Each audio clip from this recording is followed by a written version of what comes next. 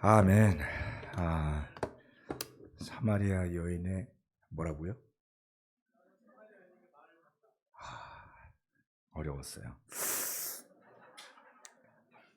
난해한 찬양 아니었습니까? 근데 좀 멋있는 것 같아.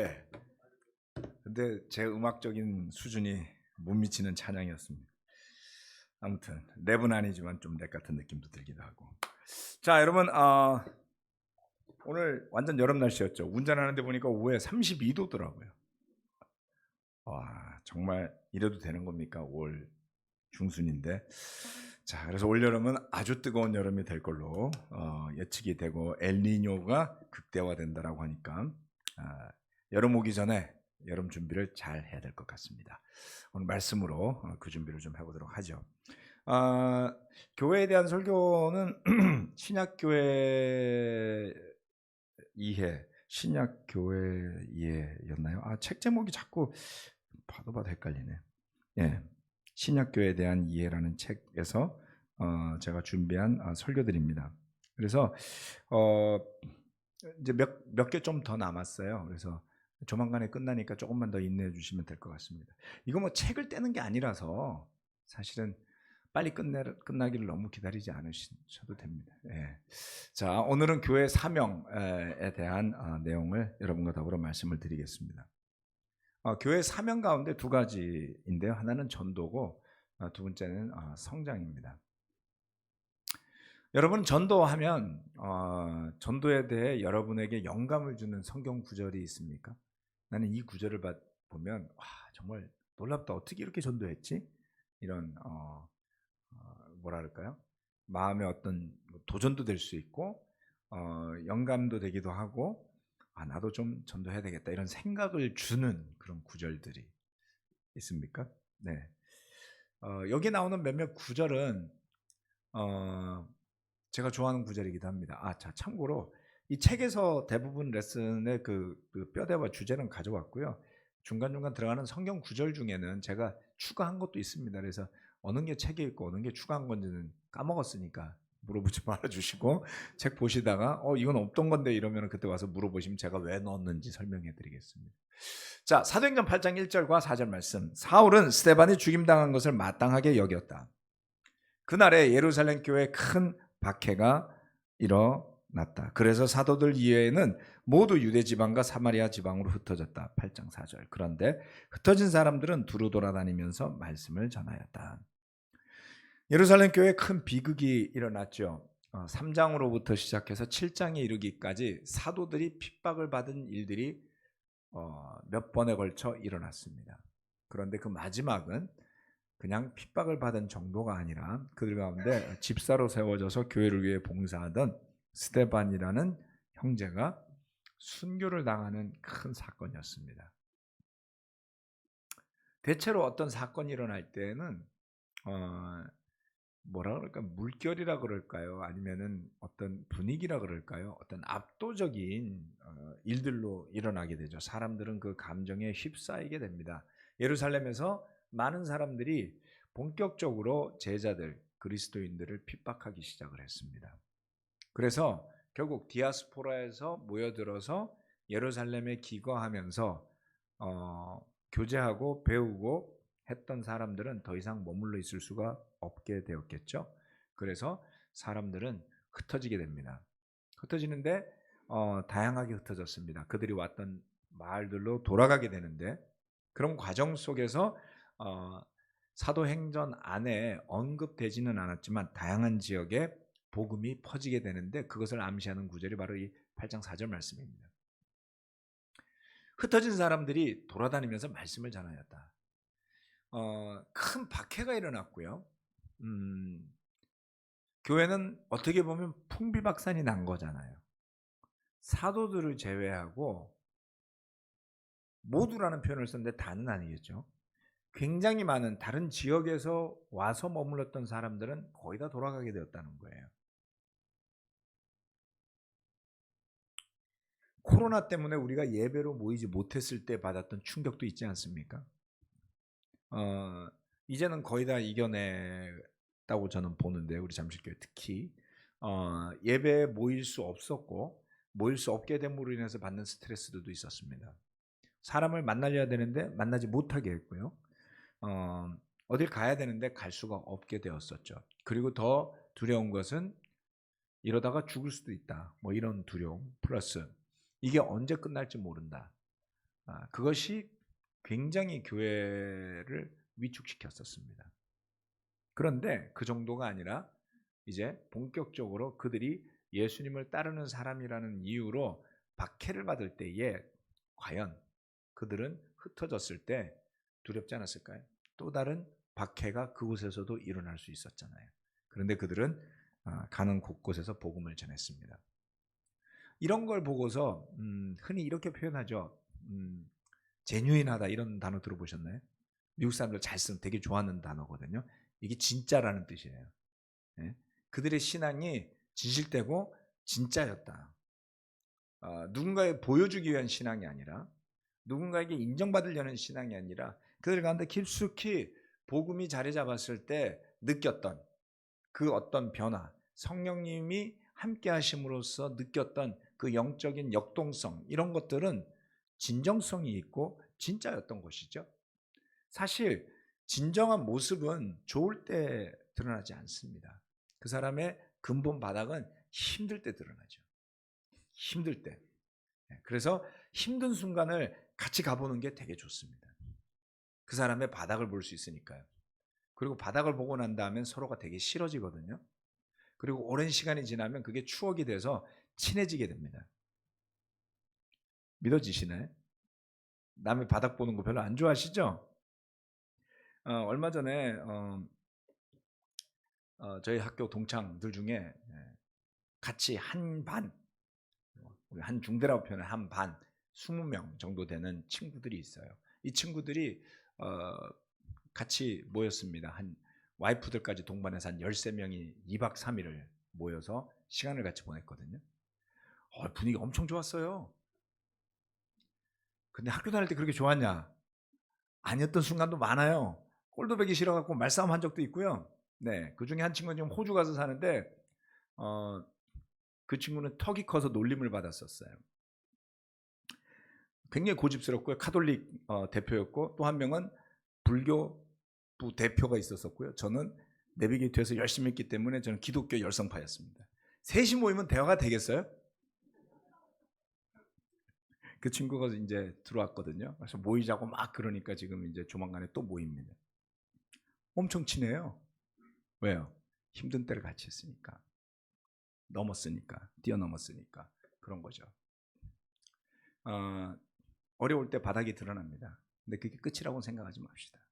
그들이 가서 말씀을 전했을 때 나타난 놀라운 기적들이 있지 않았습니까? 그렇게 해서 생겨난 데가 안디옥 교회잖아요. 그렇죠?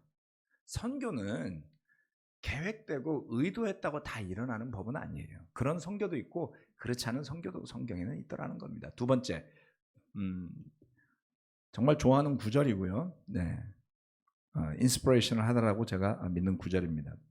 이 말씀을 보면 이게 정말 진짜야? 이렇게 생각될 수 있는 구절인데 빌립보서 1장 13절로 18절 말씀입니다. 내가 그리스도 안에서 감옥에 갇혔다는 사실이 온 친위대와 그 밖에 모든 사람에게 알려졌습니다. 주님 안에 있는 형제 자매 가운데서 많은 사람이 내가 갇혀 있음으로 말미암아 더 확신을 얻어서 하나님의 말씀을 겁없이 더욱 담대하게 전하게 되었습니다. 어떤 사람들은 시기하고 다투면서 그리스도를 전하고 어떤 사람들은 좋은 뜻으로 전합니다. 좋은 뜻으로 전하는 사람들은 내가 복음을 변호하기 위하여 세우심을 받았다는 것을 알고서 사랑으로 그리스도를 전하지만 시기하고 다투면서 하는 사람들은 경쟁심으로 그 불순한 동기에서 그리스도를 전합니다. 그들은 나의 감옥 생활에 괴로움을 더하게 하려는 생각을 품고 있습니다. 그렇지만 어떻습니까? 거짓된 마음으로 하든지 참된 마음으로 하든지 어떤 식으로 하든지 결국 그리스도가 전해지는 것입니다. 나는 그것을 기뻐합니다. 앞으로도 또한 기뻐할 것입니다. 여기에도 보면 이해 못할 만한 내용들이 있잖아요. 그들의 리더십, 최고의 리더십이라고 할 수 있는 바울이 복음을 전하다가 감옥에 갇혀 있는데 그 덕분에 주님 안에 있는 형제자매 가운데서 많은 사람이 오히려 더 확신을 얻어서 하나님의 말씀을 겁없이 담대하게 전하게 되었다.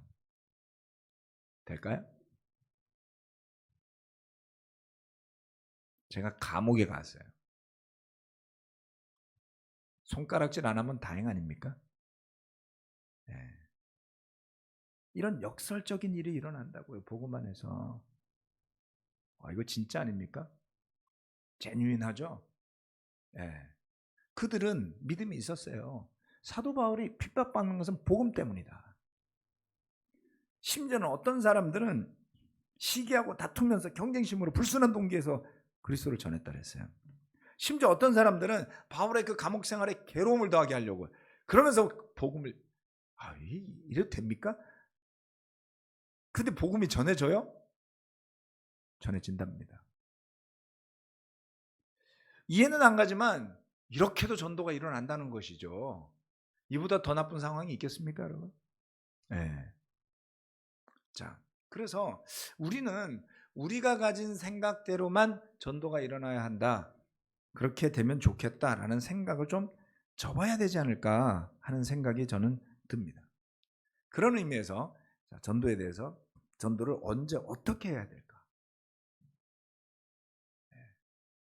전도를 언제 어떻게 해야 될까? 여러분은 어떻게 정의할 수 있을까요? 길 갈 때나 집에서나? 네, 신명기 6장 말씀을 이야기한 거고요. 근데 한번 생각해 보세요. 언제 어떻게 해야 할까? 때로는 우리가 강박관념에서 전도하지 않았습니까? 경쟁하는 마음으로 더 앞서가려고, 더 인정받으려고, 안 하면 인도자가 뭐라 그러니까 다양한 이유 안에서 우리는 전도를 하고 살았죠. 그렇죠? 네, 이 중에 한 형제는 세례라는 말만 들어도 스트레스를 빡빡 받았다고 저한테 고백했던 형제도 있어요. 제발 그 소리 좀 하지 말라고.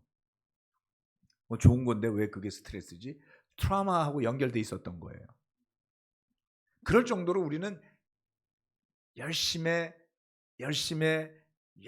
전도를 했고요. 전도를 안 하면 게을르거나 죄에 빠진 사람처럼 이야기했고요. 열매 맺지 못하면 문제 있는 사람처럼 이야기했는데 어떻습니까? 그 과거의 기준에 비한다면 우린 전부 다 아무것도 안 하는 거죠.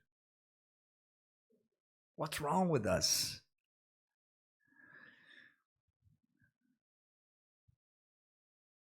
여기에 대해서 저는 생각을 많이 했거든요. 우리가 너무 전도를 우리 방식대로만 이해했던 것은 아닐까요? 네. 재미도 있었어요. 네. 오죽하면 제가 휴가 나와서 전도하다 들어갔다니까요. 휴가 3일이요. 네. 휴가 3일 나와서 매일 아침 큐티 모임 가고 낮에는 박정 목사님하고 예배당 찾으러도 돌아다니고 점심때는 형제들이랑 코엑스에서 전도하고 너무 하고 싶었어요. 형제자매들이 맨날 하는 거에 얼마나 가고 싶었으면 휴가 3일 받아갖고 그거 하고 기쁘게 들어갔겠습니까? 네. 지금은요? 안 해요 그렇게. 자랑입니까? 자랑은 아니고요. 전혀 안 하는 게 아니라 제 나이에 맞게 제 때에 맞게 제가 전하는 것이 듣는 사람에게 덕이 될 수 있도록. 그렇죠? 여러분 목사인 제가 예를 들어서 파크리오 여기 상가 앞에 서가지고 매주 수요일 저녁 6시부터 7시 반까지 전도한다. 뭐 나쁘지 않아요. 할 수 있어요. 좀 고민하는 거죠. 해서 주민에게 덕이 될까? 상인들에게 덕이 될까? 형제자매들에게 덕이 될까? 영혼들이 구원받을까? 이런 고민을 한다는 겁니다. 네. 자, 두 번째 생각하는 것은 전도의 능력은 어디에서부터 오는 걸까라는 겁니다. 바울은 분명하게 알고 있었어요. 골로새서 4장 3절 말씀. 또 하나님께서 전도의 문을 우리에게 열어주셔서 우리가 그리스도의 비밀을 말할 수 있도록 우리를 위해서도 기도해 주십시오. 나는 이 비밀을 전하는 일로 매여 있습니다. 바울의 확신은 뭐예요? 그들이 어떤 노력을 한다 할지라도 전도의 문이 열리지 않으면 안 되는 거였죠. 사도행전 강해 설교하면서 제가 말씀드렸었죠. 성령님이 가지 말라 그래서 그들은 길이 자꾸 바뀝니다. 어디는 망해요. 어디는 안 돼요. 그렇죠? 하나님이 막으시는데 하려고 어거지를 부리면 어떻게 될까요? 그때에 자기 의가 발동이 되는 거죠. 핑계나 변명을 하자는 이야기가 아닙니다, 여러분. 네. 이 부분을 우리가 이해하고 있었던 걸까요? 전도의 능력이 하나님에게서 오는 걸까요? 아니면 전도를 오가나이즈하는 전임 스텝에게서 오는 걸까요? 아니면 거기에 참여하는 형제 자매들에게서 오는 걸까요? 아니면 우리 교회가 만들었던 ICOC 교회들이 열심히 추구했던 그 열정과 모임에서부터 오는 걸까요? 무의식 가운데 여러분 열심히 하다 보면 우리가 전도해서 되는 줄 알아요. 그러면 지금도 하면 돼야 될 거 아니에요? 똑같이 해볼까요? 될까요? 고맙게도 되게 열심히 형제들이 지난 몇 년 전에 주중예배 전에 와가지고 제가 말씀드린 것처럼 역 앞에서 전도하셨던 분들이 있어요. 매주. 네. 제가 20대 때 30대 초반에 동경에서 길에서 전도하면 교회 오는 사람이 있었어요. 그렇게 해서 세례받은 사람들도 있었습니다. 최근에 그렇게 해서 했는데 온 사람을 본 적이 없어요. 하는 게 나쁘다는 이야기 전혀 아닙니다. 여러분 오해하지 마세요. 하지 말자는 이야기도 아니에요. 마음 맞으면 할 수도 있어요. 그렇게 해서 누군가 구원받을 수도 있습니다. 그런데 노력을 하다 보면 애를 쓰다 보면 그게 마치 나의 훈장이 된 것처럼 여기는 때가 있었더라는 것이죠.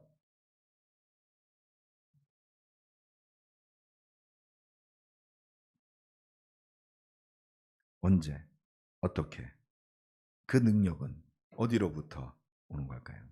바울의 확신은 그 능력이 하나님에게로부터 온다라는 겁니다. 듣기 좋으라고 이 말을 했을까요? 저는 이 부분에 대한 이해가 많이 떨어졌었어요. 왜냐하면 성향적으로 저는 좋아하는 걸 열심히 하는 성향이거든요. 좋아하는 건 열심히 합니다. 정말입니다. 싫어하는 건 안 합니다. 싫어도 하시는 분들을 봤어요. 제 아내는 청소를 좋아하지 않아요. 근데 해요. 왜요? 지저분한 걸 보는 게 싫어서요. 저는 싫으면요 잘 안 해요. 보기가 싫어도 잘 안 합니다. 눈도 나쁘고 잘 보이지도 않으니까요. 견딜 수 없을 때까지 버티다 마지못해서 해야 될 때만 하죠. 좋아하는 것. 예. 그런데 그렇게 하다가 보니까 내가 열심히 마치 사람들을 구원한 것처럼 착각해 보신 적은 없는지요? 어느 틈엔가 우리가 열심을 자랑하는 교회가 되었어요. 열심은 나쁜 게 없습니다. 열심히 하십시오. 그런데 그리스도 앞에서 우리가 자랑할 게 뭐가 있겠습니까? 바울은 자기가 자랑할 건 자기가 죄인 중에서도 우두머리라는 거 말고는 없다 그랬잖아요. 근데 우리가 자랑이 잘하는데 그게 잘하는지도 몰랐더라는 거죠. 그리고 우리가 그렇게 일군 교회라고 느꼈기 때문에 우리 손으로 교회를 지켜야 된다라고 했던 거예요. 저는 내 손으로 교회 지키는 일을 2003년에서 5년 사이에 그만뒀습니다. 교회는 내 손으로 지켜지지 않아요. 교회를 내가 최고로 사랑하는 줄 알았어요. 아니요. 저는 교회를 위해서 피 흘린 적이 없어요. 하지만 주님은 목숨을 내놓으셨잖아요. 그런데 어떨 때 보면 제가 예수님보다 교회 더 사랑하는 사람처럼 굴었어요. 그거 위선 아닌가요? 네. 그것조차 깨닫지 못했다라는 것이죠. 고린도서 6장 6절로 7절 말씀. 또 우리는 순결과 지식과 인내와 친절과 성령의 감화와 거짓 없는 사랑과 진리의 말씀과 하나님의 능력으로 이 일을 합니다. 바울은 똑똑했어요. 열심도 있었어요. 훈련되어 있었던 사람입니다. 하지만 바울의 말끝마다 스며들어 있는 변화되어진 정신이 있어요. 그는 능력이 어디에서부터 오는지를 명확하게 알았습니다. 하나님의 능력으로요. 능력이 하나님으로부터 온다고요. 그것을 믿는 형제자매들이 있는 교회라면, 그런 교회가 성장하면 당연히 하나님을 찬양하는 거 아니에요? 근데 내가 발로 뛰고 손으로 뛰고 열심으로 뛰고 머리로 뛰고 마음으로 뛰고 몸으로 뛰었어요. 그렇게 해서 교회가 성장하면 내가 했다라는 생각이 이 어딘가의 아우라처럼 스며들지 않을까요? 그렇게 되지 않을 자신이 있다면 계속하세요. 괜찮아요. 저는 깨달았습니다. 그게 우리의 죄성이라는 것을요. 왜 비교하고 삽니까? 그렇게 여러분의 열심이 제뉴인하다면 남과 비교하지 않고서도 스스로 떳떳할 수 있지 않나요? 우리가 남의 시선에서 진정 자유로워질 수 있을까요? 없어요. 인정하지 않을 수가 없잖아요. 하지 말아야 할 경쟁하고. 그래서 바울은 오죽하면 그런 이야기를 했겠습니까? 그는 분명히 깨달았고 알고 있었어요. 네. 바울의 확신이 있습니다. 능력은 하나님으로부터 온다. 디모데전서 1장 11절 12절 건전한 교훈은 복되신 하나님의 영광스러운 복음에 맞는 것이어야 합니다. 나는 이 복음을 선포할 임무를 맡았습니다. 나는 나에게 능력을 주신 우리 주 그리스도 예수께 감사를 드립니다. 주님께서 나를 신실하게 여기셔서 나에게 이 직분을 맡겨주셨습니다. 주님께서 맡겨주신 직분이라면 남들과 비교할 이유가 없다. 내가 잘나서 맡은 거라면 자꾸 눈치가 보인다. 나 잘하고 있나? 나 못하나? 나 잘하나? 나 못하나? 누가 말하면 예민하게 반응해요.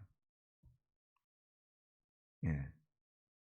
제가 형제자매 여러분들한테는 잘 안 그럴지 모르지만 와이프한테는 가끔 욱하거든요.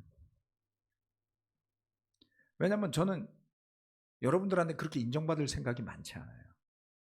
근데 희한하게 와이프한테는 인정받고 싶은 거예요. 나 열심히 했거든. 그걸 몰라주면 서운한 거예요. 이렇게 찌질한 면도 있다. 사람 가려서 찌질합니다.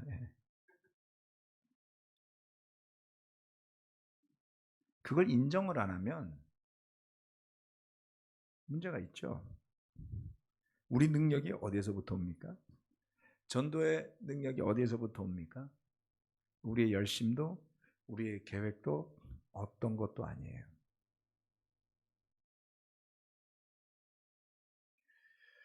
무엇이 그 일을 하게 할지 이젠 저도 잘 모르겠습니다. 어떻게 하면 다시 이 교회가 성장할지, 아니 과연 그것이 맞는 건지, 그렇게 되어야만 하는 건지, 요즘 정답이 사라진 세상이 되지 않았습니까? 네. 여러분 생각해 보세요. 대한민국이 여기에서부터 어디로 가야 잘하는 거죠? 이젠 더 잘하기 힘들어요. 이미 선진국 됐잖아요. 선진국 위에 천조국이 있다?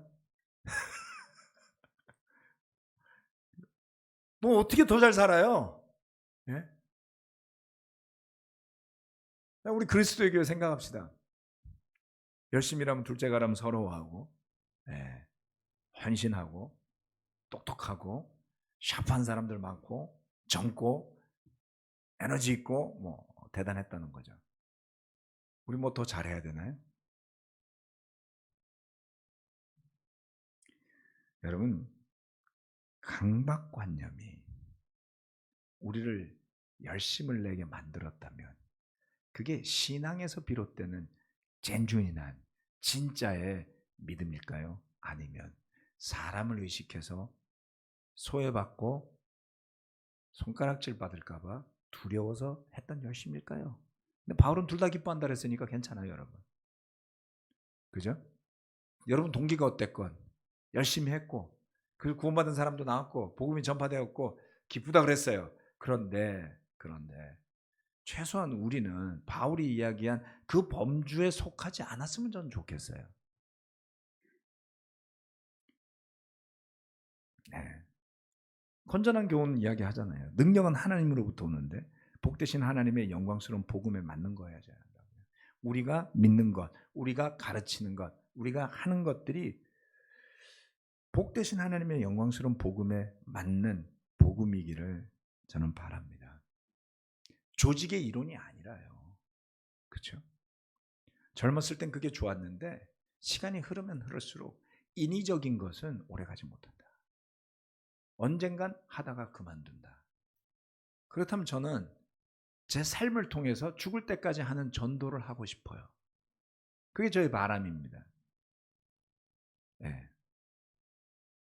인위적이다기보다 필요하면 할 수 있어요. 마음 맞으면 계획해서 합시다. 좋아요. 올 여름에 우리 주불리도 하려고 그러잖아요. 그렇죠? 좋아요. 사람들 초대합시다. 아멘. 기쁘게 하나님의 능력으로 그렇게 가야 한다고 믿는 것입니다. 그런데 그 능력은 어디로부터 오느냐? 말씀으로부터 옵니다. 사도행전 19장 20절, 히브리서 4장 12절 말씀. 이렇게 하여 주님의 말씀이 능력 있게 퍼져나가고 점점 힘을 떨쳤다. 능력은 하나님으로부터 오는데 그 능력이 우리에게 있지 않더라. 하나님의 말씀이 능력이 있어서 힘을 떨친다.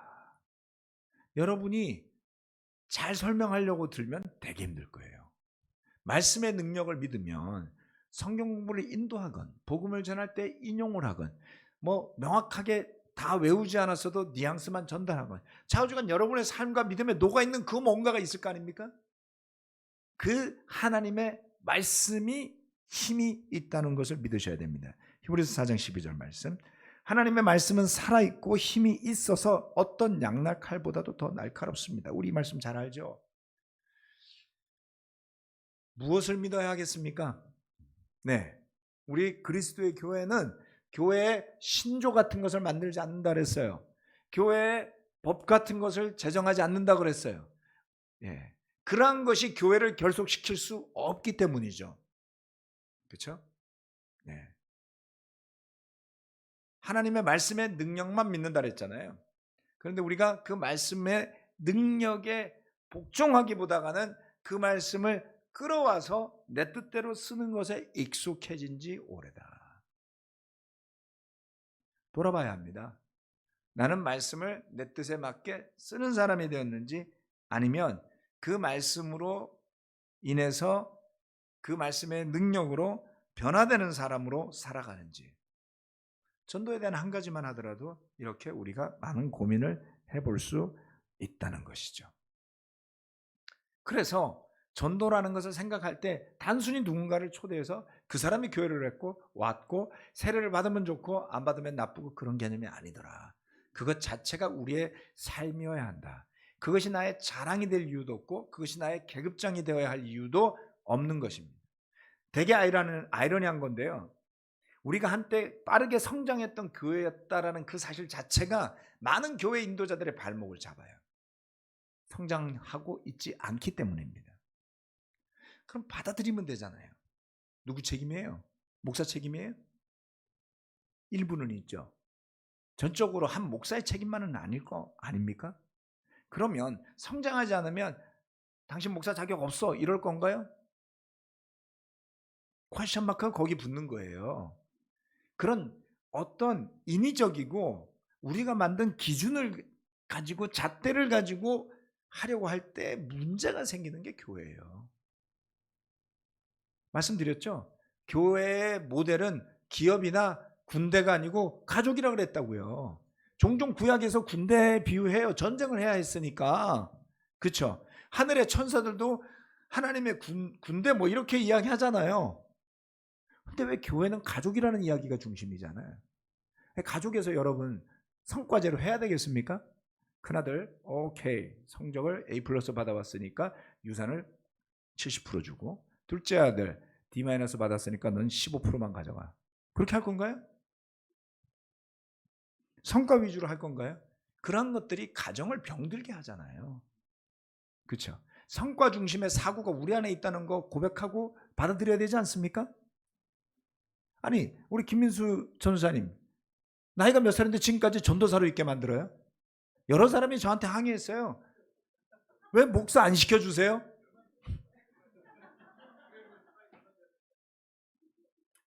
목사보다 나은 전도사도 있다. 아멘.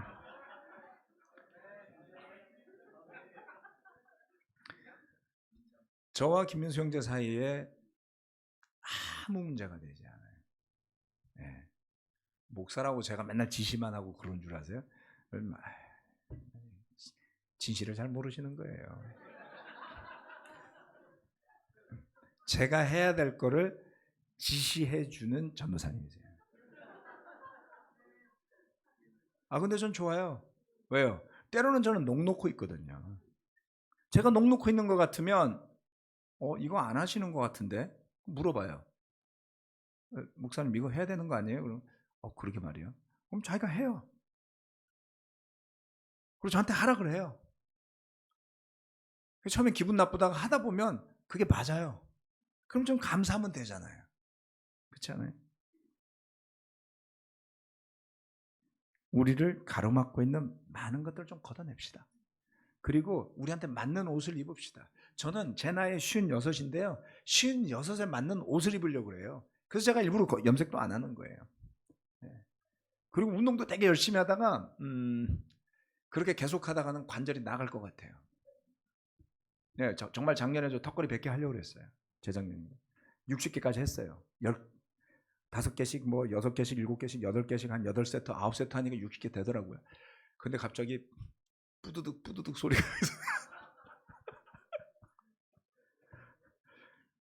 이러다가 평생 턱걸이 한 번도 못하고 살겠다 싶어서 간뒀습니다. 적당히 해야죠. 관절도 안 좋아요. 그래서 제가 몸무게를 좀 빼고 있습니다. 관절의 부담 줄여주려고요. 여러분 나이에 맞게 살아야 하지 않겠습니까?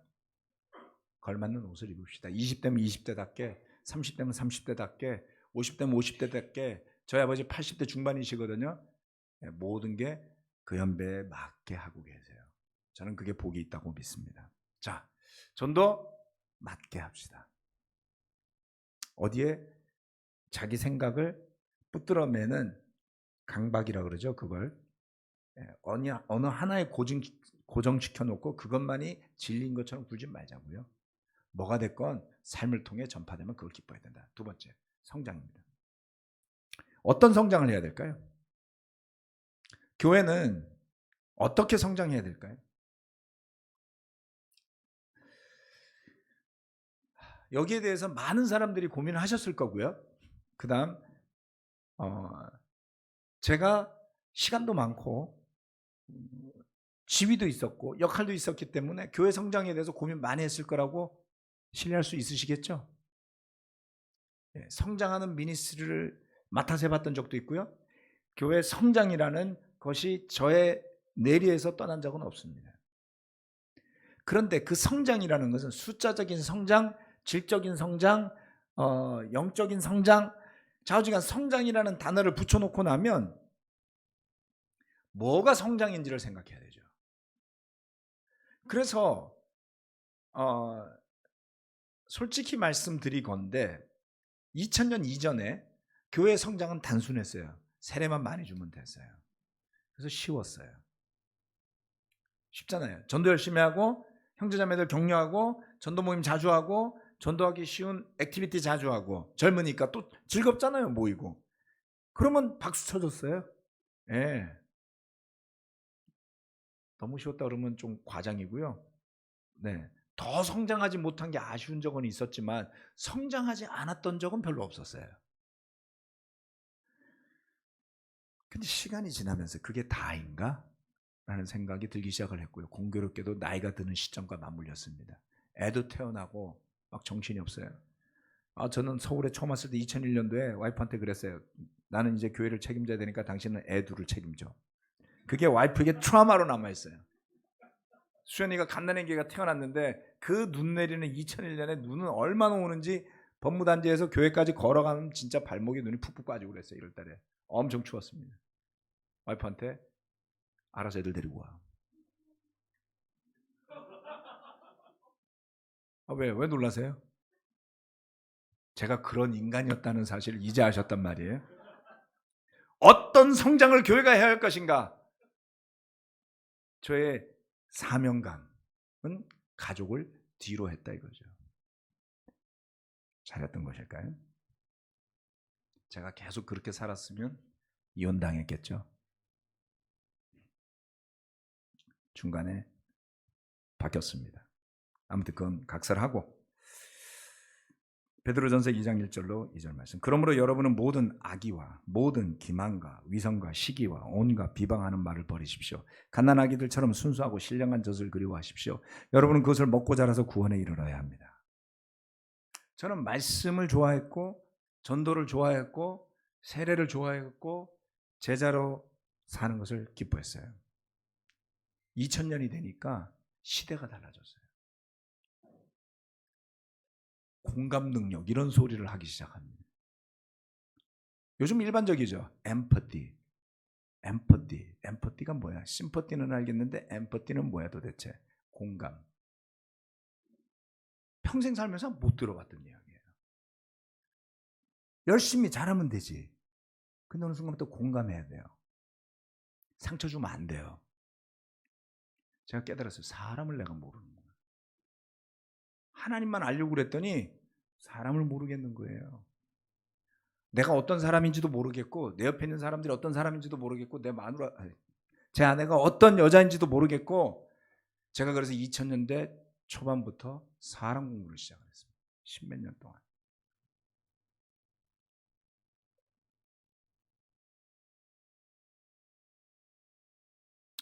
사람을 아는 것을 성장해야 됐던 거죠. 그렇게 한 10몇 년을 보내는 동안에 교회는 계속 혼란스러웠습니다. 우리는 성장했었을까요? 아니면 퇴보했었을까요? 저는 거기에 어떤 정형적인 어떤 그 정답을 줄 수 없다고 믿습니다. 한 가지 깨달은 게 있어요. 이것저것 가리지 않고 내가 옳다고 믿는 것을 달성하기 위해서 다른 모든 것을 수단화하다 보면 악의도 생겨나고요. 기만도 생겨나고요. 위선도 생겨나고요. 시기도 생겨나고요. 비방하는 말도 생겨납니다. 제가 버려야 한다고 믿는 것은 이런 것들이었어요. 2000년도 초에 교회가 정신없었을 때 이러한 것들이 난무했었습니다.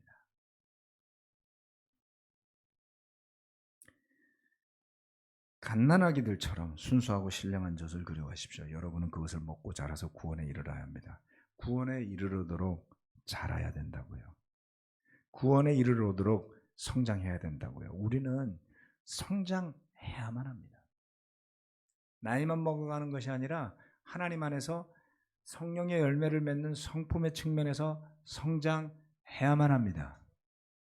나이에 걸맞는 사고와 책임과 심지어는 외모도 책임질 수 있어야 합니다. 결코 쉽지 않습니다. 내 말에 대해서도 나의 행동에 대해서도 책임져야만 합니다.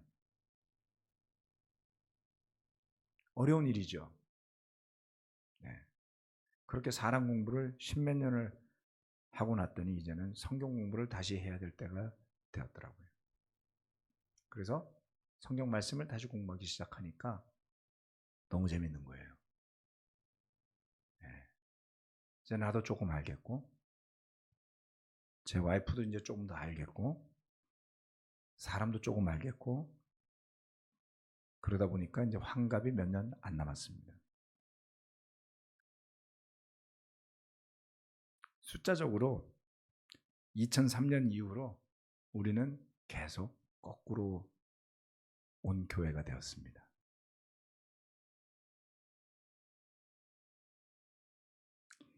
그런데 더 이상 그 숫자가 저의 머리 뒤끝을 잡아당기지는 않아요. 저는 여전히 이 교회가 수적으로도 성장하기를 원하고 기도하고 있습니다. 그러나 그것이 절대적인 명제가 될 수 없습니다. 하나님이 허락하시면, 하나님이 전도의 문을 열어주시면 반드시 가능할 겁니다. 포기할 필요는 없어요. 기죽을 필요도 없어요. 강박관념에 얽매일 필요도 없어요. 왜냐하면 우리에게 모든 자유가 주어져 있기 때문입니다.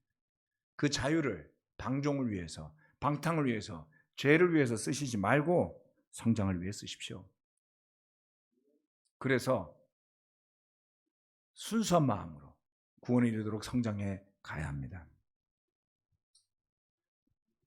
마지막 성경 구절입니다. 하나 더 있군요. 죄송합니다. 에베소서 4장 11절로부터 15절 말씀. 그분이 어떤 사람은 사도로, 어떤 사람은 예언자로, 어떤 사람은 복음 전도자로, 또 어떤 사람은 목사와 교사를 삼으셨습니다.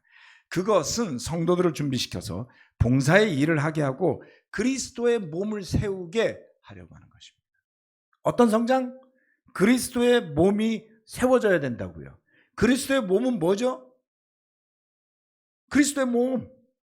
교회, 아멘. 그건 100점 다 아는 거잖아요. 예. 그리스도의 몸이 세워져야 된다고요. 그럼 세우면 누워 있었습니까? 그동안 교회가 다시 세우게? 그런 개념이 아니잖아요. 그렇죠? 그리스도의 몸을 세운다는 의미를 생각해 볼 수 있어야 됩니다. 13절 15절. 그래야 우리 모두가 하나님의 아들을 믿는 일과 아는 일에 하나가 되고, 하나는 무엇으로 하나가 된다? 하나님의 아들을 믿는 일에 있어서, 그리고 아는 일에 있어서 내 입맛에 맞는 사람과 하나가 된다? 아니요. 절대 그렇게 되지 않을 겁니다. 우린 성향이 다르니까요. 그렇죠? 진정으로 하나가 되려면 점심 메뉴를 통일해서 매주 짜장면으로 정하면 모두가 짜장면을 먹고 그 다음 주는 짬뽕을 먹고 뭐 그래야 되는 겁니까? 그런 거 아니잖아요. 그런데 정서적으로 그런 걸 요구하시는 분들이 가끔 있어요. 주의하십시오. 다를 수 있어요. 다양할 수 있어요. 제 아들도 제가 원하는 것과 다른 것을 좋아해요. 제 아내도 밥 먹으러 갈 때마다 딴 거 먹자 그래요. 지금까지도. 예. 옛날엔 그게 되게 바너링했었어요. 나랑 같은 거 먹었으면 좋겠는데 순대국밥. 와이프는 메밀국수. 국수는 밥이 아닌데.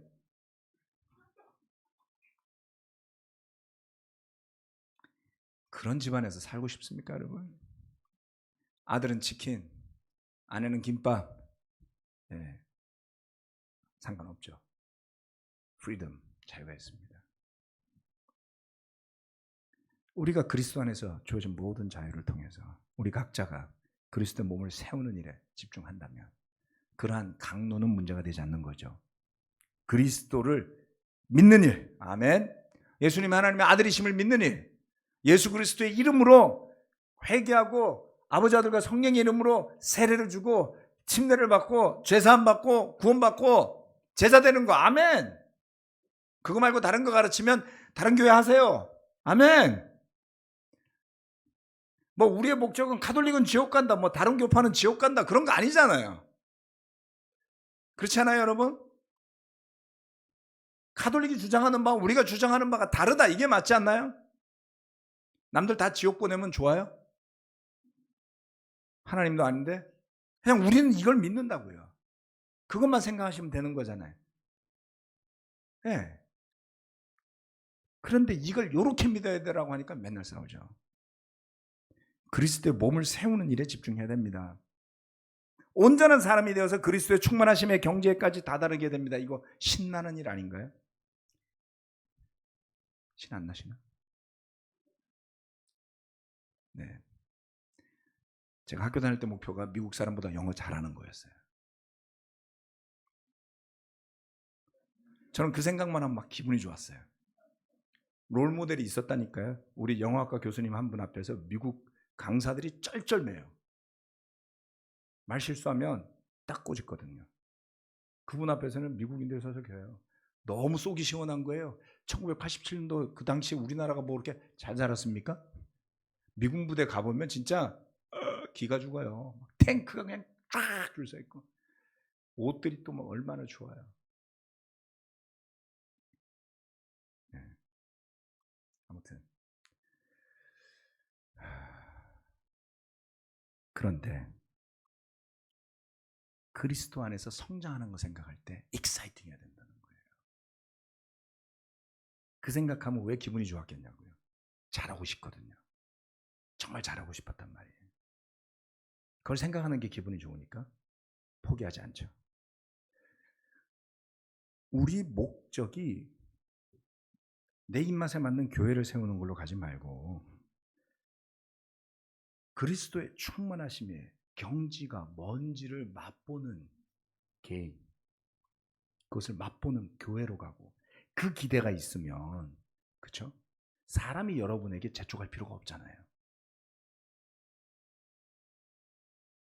마지막 15절. 우리는 사랑으로 진리를 말하고 살면서 모든 면에서 자라나서 머리가 되시는 그리스도에까지 다다라야 합니다. 그래서 도전받을 수 있어야 됩니다. 모든 면에서 자라야 한다면서요. 부족하면 인정하세요. 하지만 더 잘하고 싶다고 말합시다. 그리스도의 몸이 세워지고 모든 면에서 자라서 그리스도에게까지 다다르는 것이 여러분을 신나게 한다면, 여러분의 그룹이 그걸로 신날 수 있다면 성장하는 그룹으로 변해갈 겁니다. 자신이 그리스도 안에 성장하는 것을 살펴보며 기뻐하셔야 돼요. 그것을 알아차릴 수 있어야 합니다. 알아차리지 못해도 문제겠죠. 어쩌다 성장한 것은 문제가 될 수 있습니다. 그냥 놓칠 수 있으니까요. 영적으로 알아차리시고 영적인 의지를 가지시고 그러한 면에서 단련되어지고 훈련되어져서 남을 판단하고자 하는 게 아니라 내가 그 그리스도의 충만하심을 향해 가고 있는 것을 스스로 느끼면 자신이 자기를 비하할 필요가 없고 타인이 여러분의 신앙을 깎아내린다고 한들 깎아내려지지 않을 굳건한 영적인 자존감이 있는 그리스도인으로 살아갈 수 있습니다.